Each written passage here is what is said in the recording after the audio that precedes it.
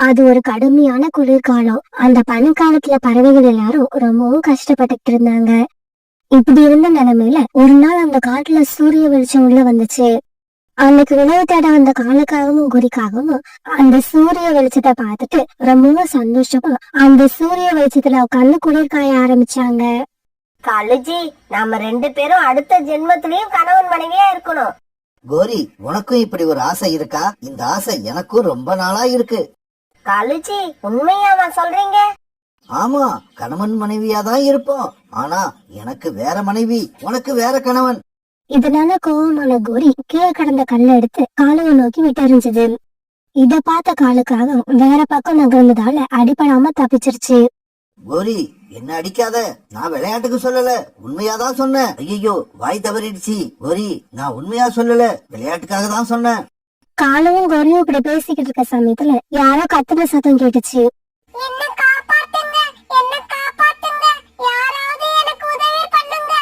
கோரி, யாரோ கத்துற சத்தம் கேட்கல? ஆமா காலுஜி, சத்தம் அந்த திசையில இருந்துதான் வருது. வாங்க யாருன்னு போய் பாப்போம். இப்படி பேசிக்கிட்ட இவங்க பிறகு சத்தம் வந்த திசையை நோக்கி பறக்க ஆரம்பிச்சாங்க. காலுக்காகவும் கோரிக்காகவும் சத்தம் வந்த திசையில போய் பார்த்தப்ப ஒரு அழகான குட்டி தேவதை ஒரு புதர் காட்டுக்குள்ள மாட்டிக்கிட்டு இருந்தது.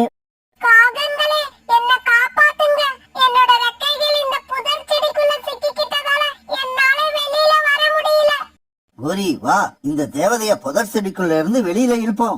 காலுஜி, கொஞ்சம் அவசரப்படாம இருங்க. நான் இந்த குட்டி தேவதை கிட்ட ஒரு டீல் பேசிக்கிறேன். என்னது, டீல் பேச போறியா? ஆமா காலுஜி, இந்த தேவதையை நாம விடுதலை பண்ணனா அதனால நமக்கு என்ன லாபம்?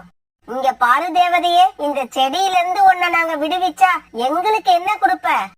காகமே, சீக்கிரமா என்ன இந்த புதர் செடியில இருந்து எடுத்து விடுங்க. அப்படி எடுத்து விட்டீங்கன்னா யாருக்குமே தெரியாத இயற்கையோட ரகசியத்தை நான் உங்களுக்கு சொல்லுவேன். தேவதை இப்படி சொன்ன பிறகு காலுக்காகவும் கோரிக்காகவும் சேர்ந்து அந்த தேவதைய புதர் செடியில இருந்து வெளியில எடுத்தாங்க. தேவதையே, ஏதோ ஒரு ரகசியம் சொல்ல போறேன்னு சொன்னியே, அத சீக்கிரம் சொல்லு. அது வேற ஒண்ணும் இல்ல. இன்னும் 1 மாசம் கழிச்சு உங்க காட்டுல கடுமையான பஞ்சம் வரப்போகுது. இந்த காட்டுல உள்ள பறவைகளுக்கும் விலங்குகளுக்கும் எந்த உணவுமே கிடைக்காது. அப்படியா?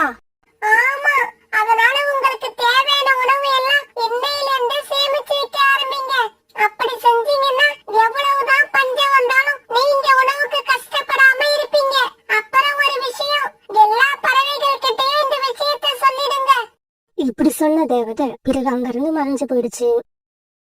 காலுஜி, நீங்க அவசரப்பட்டு இந்த தேவதை சொன்ன விஷயத்தை எந்த பறவை கிட்டயும் சொல்லிடாதீங்க. ஆமா கோரி, எல்லா பறவையும் உணவு கிடைக்காம கஷ்டப்படுற சமயத்துல நாம மட்டும் எந்த கஷ்டமும் இல்லாம சந்தோஷமா இருக்கணும். அத பார்த்து எல்லா பறவைகளும் பொறாமப்படணும். உணவு கேட்டு நம்ம வீட்டு வாசல்ல வந்து நிக்கணும். காலுஜி, சரி வாங்க, இப்பவே போய் இந்த காட்டுல இருக்கிற தானியங்கள் பழங்கள் எல்லாத்தையும் கொண்டு வந்து நம்ம வீட்டுல சேகரிச்சு வச்சுப்போம். கோரி, அதுதான் தப்பு. நீ சொன்ன வேலையை நாம பகல்ல செய்யக்கூடாது, ராத்திரியில தான் செய்யணும். நாம உணவை கொண்டு வந்து சேகரிக்கிறத மத்த பறவைங்க பார்த்தாங்கன்னா அவங்க எல்லாம் உடனே யோசிக்க ஆரம்பிச்சிருவாங்க. பிறகு ராத்திரி ஆச்சு. காலுக்காகவும் கோரிக்காகவும் ஆளுக்கு ஒரு கூடையை தூக்கிட்டு தங்களுடைய வீட்டுல இருந்து பறந்து போனாங்க. இப்படி போனவங்க அந்த காட்டுல இருந்த பழங்கள் எல்லாத்தையும் பறிச்சு கூடையில அடுக்க ஆரம்பிச்சாங்க. இந்த மாதிரி பறிச்ச எல்லா பழங்களையும் உடனே தங்களோட வீட்டுக்கு எடுத்துட்டு போனாங்க. இப்படி ராத்திரி பூரா பழங்களை பறிச்சு வீட்டுக்கு எடுத்துட்டு போனதால அந்த காட்டுல இப்ப பழங்களே இல்லாம போயிடுச்சு. மறுநாள் ராத்திரி கால்கள் 2 பேரும் அந்த காட்டுல இருந்த தானியங்கள் எல்லாத்தையும் மூட்டையா கட்டி தங்களுடைய வீட்டுக்கு கொண்டு வர ஆரம்பிச்சாங்க. அன்னைக்கு பொழுது விடியறதுக்குள்ள காலுக்காகத்தோட வீடு பழங்களாலையும் தானியங்களாலையும் நிரம்பி வழிய ஆரம்பிச்சது.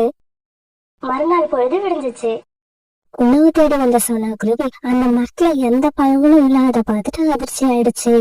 கொஞ்ச நாளைக்கு முன்னாடிதான் இந்த மரத்துல நிறைய பழங்கள் இருக்கிறத பார்த்தேன்.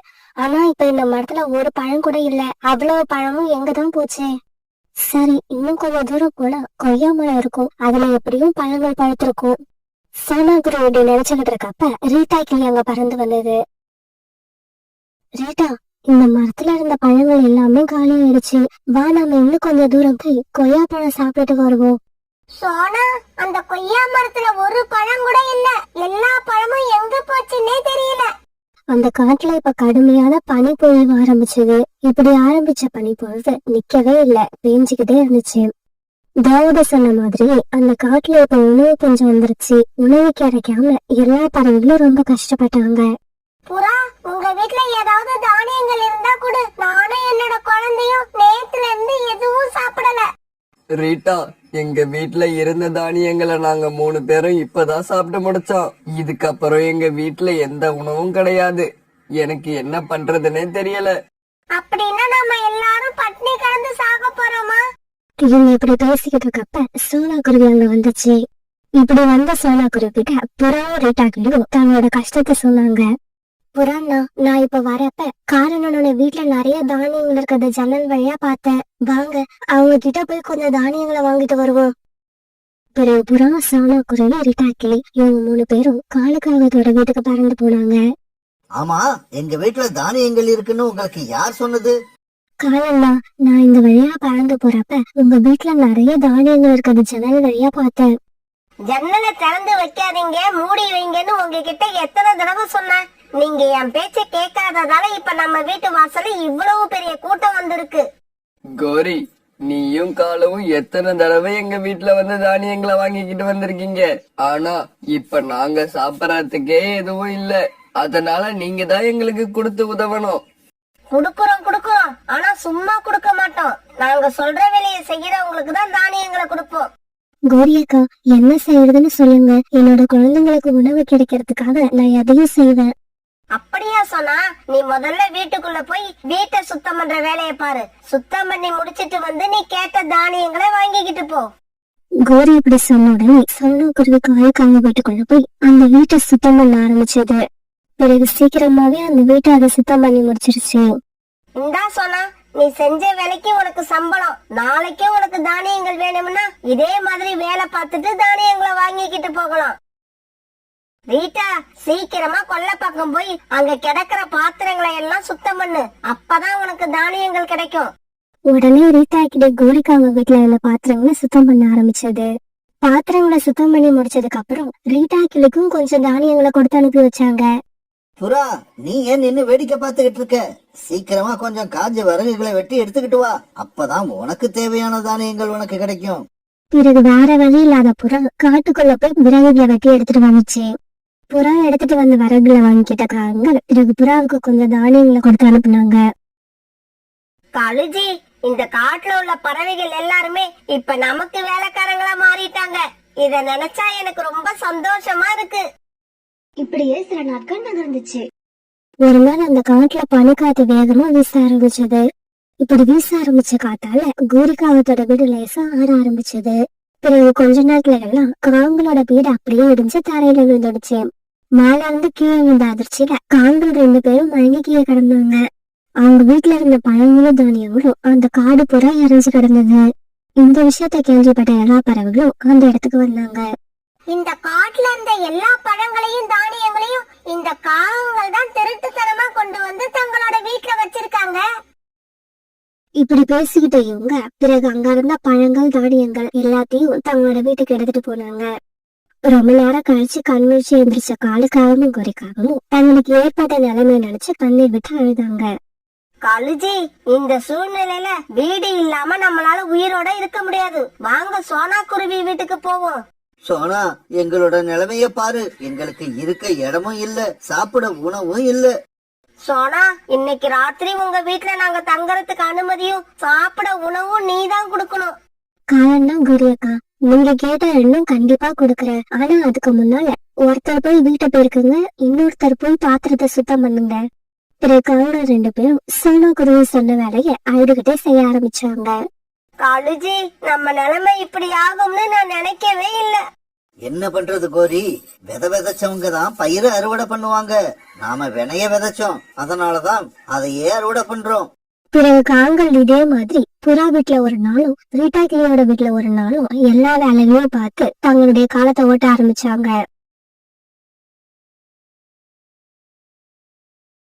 ஒரு வயதான பறவை ரொம்பவும் தூரத்துல இருந்து பறந்து வந்துகிட்டு இருந்தது. அந்த பறவை ரொம்ப தூரம் பறந்து வந்ததால அது ரொம்ப களைச்சு போயிருந்தது. அது கொண்டு வந்திருந்த சின்ன மூட்டைய கூட அதால தூக்கிக்கிட்டு பறக்க முடியாத நிலைமை வந்துருச்சு. அதனால அந்த வயதான பறவை ஒரு மரக்கிளையில உட்கார்ந்து இருந்த காண்டுக்காகத்தை பார்த்துட்டு அதுகிட்ட போச்சு. தம்பி, நான் ரொம்ப தூரத்துல இருந்து பறந்து வரேன். என்னோட வீடு சுந்தரவன காட்டுல இருக்கு. இதுக்கப்புறம் நான் ரொம்ப தூரம் பறந்து என்னோட காட்டுக்கு போயாகணும். அப்படியா பாட்டி? ரொம்ப சந்தோஷம். இப்ப என்ன எதுக்காக பார்க்க வந்திருக்கீங்கன்னு நான் தெரிஞ்சுக்கலாமா? இங்க பாருப்பா, நான் ரொம்ப களைச்சு போயிருக்கேன். என்னால இந்த மூட்டைய தூக்கிக்கிட்டு சுந்தரவன காடு வரைக்கும் பறக்க முடியாது. அதனால இந்த மூட்டைய தூக்கிக்கிட்டு என்னோட வீடு வரைக்கும் உன்னால கொஞ்சம் வர முடியுமா? பாட்டி, இந்த மூட்டையை தூக்கிக்கிட்டு உங்களால பறக்க முடியல, அவ்வளவுதானே? இதுதானே உங்க பிரச்சனை? ஆமாம் தம்பி. கவலையை விடுங்க.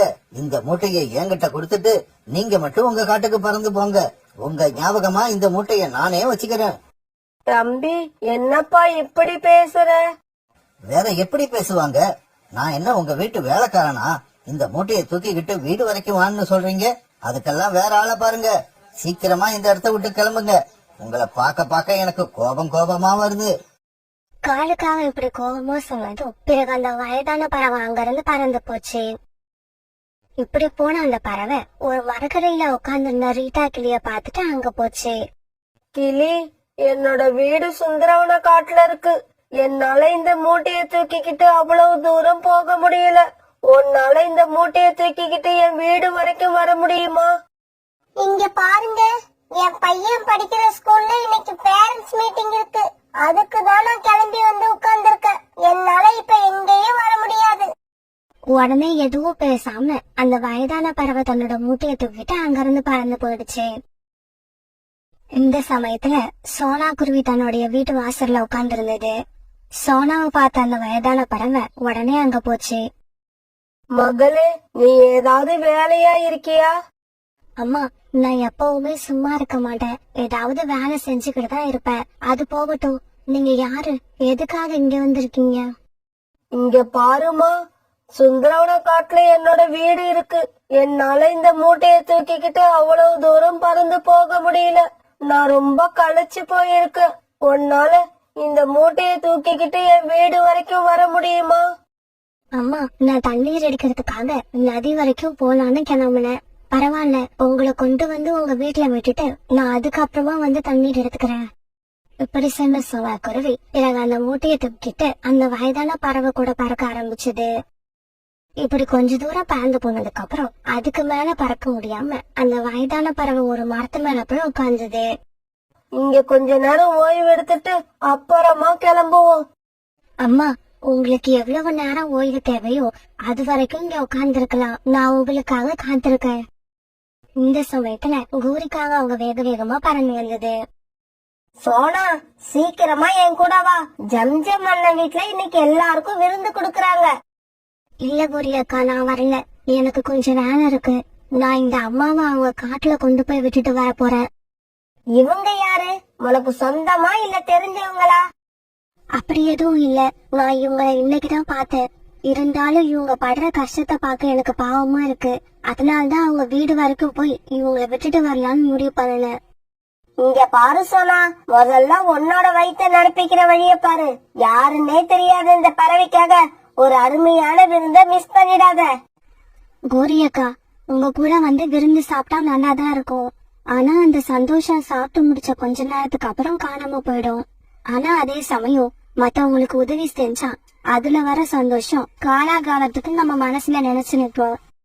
ஐயோ, உன் கூட இப்படியே நான் பேசிக்கிட்டு இருந்தா அந்த விருந்த நானே மிஸ் பண்ணிடுவேன். இப்படி சொன்ன கோரிக்காங்கும் பிறகு அங்க இருந்து பறந்து போயிடுச்சு. மகளே, உனக்கு இப்ப பசி இல்லையா? பசி இருக்கு, ஆனா சாப்பிட்டே ஆகணுங்கிற அளவுக்கு பசி இல்ல. இப்படி சொன்ன சோனா குருவி பிறகு மறுபடியும் அந்த மூட்டையை தூக்கிட்டு அந்த வயதான பறவை கூட பறக்க ஆரம்பிச்சது. அதுக்கப்புறம் இவங்க ரெண்டு பேரும் எங்கேயும் ஓய்வெடுக்காம வேகமா பறந்து போனதால அன்னைக்கு சாயங்காலத்துக்கு முன்னாடியே அந்த வயதான பறவையோட வீட்டுக்கு போய் சேர்ந்துட்டாங்க. அந்த பறவையோட வீட்டுக்கு போன சோனா குருவி அந்த வீட்டை பார்த்து அதிர்ச்சி ஆயிடுச்சு. அம்மா, இந்த வீடு உங்களோட வீடா? மகளே, இந்த வீட்டை பார்த்துட்டு நீ அதிர்ச்சி ஆயிட்ட இல்ல? உண்மைதான். எனக்கு இவ்வளவு பெரிய வீடு இருக்குன்னு யாரும் நினைக்க மாட்டாங்க. இது மட்டும் இல்ல மகளே, அதோ அங்க இருக்கிற எல்லா வீடும் என்னோடதுதான். அங்க இருந்த எல்லா வீட்டையும் பார்த்து சோனா குருவி மறுபடியும் அதிர்ச்சி ஆயிடுச்சு. ஏன்னா ஒவ்வொரு வீடும் ரொம்பவும் பெருசா இருந்தது. மகளே, என்ன இப்படி ஆச்சரியப்பட்டு போய் நிக்கிற? வீட்டுக்குள்ள வா. இல்லம்மா, நான் இன்னொரு நாள் வரேன். என்னோட பையன் ஸ்கூல்ல இருந்து திரும்பி வர நேரம் ஆயிடுச்சு. நான் உடனே வீட்டுக்கு கிளம்புறேன். சரி, கொஞ்ச நேரம் இரு, இதோ வந்துடுறேன். இப்படி சொல்லிட்டு வீட்டுக்குள்ள போன அந்த வயதான பறவை ஒரு கூட நிறைய சோளத்தை எடுத்துட்டு வந்து சோனா குருவி கிட்ட கொடுத்தது. மகளே, இதை எடுத்துக்கிட்டு போய் நீயும் உன்னோட மகனும் சாப்பிடுங்க. அப்புறம் உனக்கு எப்ப எந்த உதவி தேவைப்பட்டாலும் என்கிட்ட வா. பிறகு சோனா குருவி அந்த கூடை எடுத்துக்கிட்டு தன்னோட வீட்டுக்கு பறந்து போச்சு. சோனா குருவி தன்னோட வீட்டுக்கு போய் சேர்ந்தப்ப குக்கு ஸ்கூல்ல இருந்து திரும்பி வந்தான். இப்படி வீட்டுக்கு வந்த குக்கு கூடையில இருந்த சோளத்தை பார்த்து ரொம்பவும் சந்தோஷமானான்.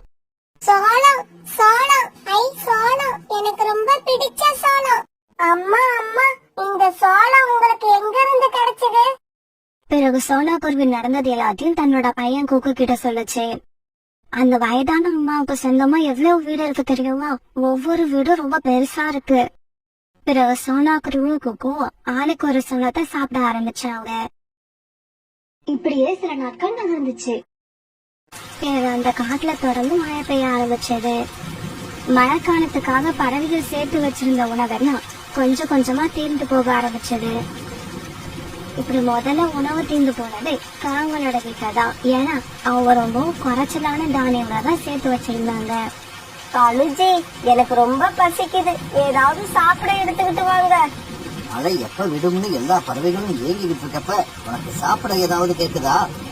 இங்க பாருங்க, மழை பெய்ஞ்சாலும் சரி, வெயில் அடிச்சாலும் சரி, பசி எடுக்கிற நேரத்துல அதை எடுத்துக்கிட்டு தான் இருக்கும். இவங்க இப்படி பேசிக்கிட்டு இருக்கப்ப ரீட்டா கிளியோட வந்துச்சு. கோரி, ஏதாவது சாப்பிட இருந்தா கூட, எனக்கு ரொம்ப பசிக்குது. என்ன ரீட்டா, என்ன கிண்டல் பண்றியா? நானே பசியில எதை திங்கறதுன்னு தெரியாம தவிச்சு போயிருக்கேன். என்கிட்ட வந்து சாப்பிட ஏதாவது இருந்தா கூடன்னு கேக்குற. உங்ககிட்டக்கு சாப்பிட எதுவும் இல்லையா? சரி, நான் அப்பன்னா சோனா குருவி வீட்டுக்கு கிளம்புறேன். ரீட்டா, ரீட்டா, ஒரு நிமிஷம் இரு, நானும் உன் கூட வரேன். சோனா கொடுக்கறத நாம 2 பேரும் ஆளுக்கு பாதியா எடுத்துப்போம். இங்க பாருங்க, என்ன மட்டும் இங்க தனியா விட்டுட்டு நீங்க மட்டும் எங்க போறீங்க? நானும் உங்க கூடவே வந்துடுறேன். நான் கூட நேத்துல இருந்து பசியில தான் இருக்கேன். பிறகு இவங்க 3 பேரும் சோனா குருவி வீட்டை நோக்கி பறந்து போனாங்க. இவங்க சோனா குருவி வீட்டுக்கு போனப்ப அவ ஏற்கனவே புறா வந்து உட்கார்ந்து இருந்தது. சோனா தங்கச்சி, சோனா தங்கச்சி, எப்படி இருக்க? உன்னை பார்த்து ரொம்ப நாள் ஆகுது.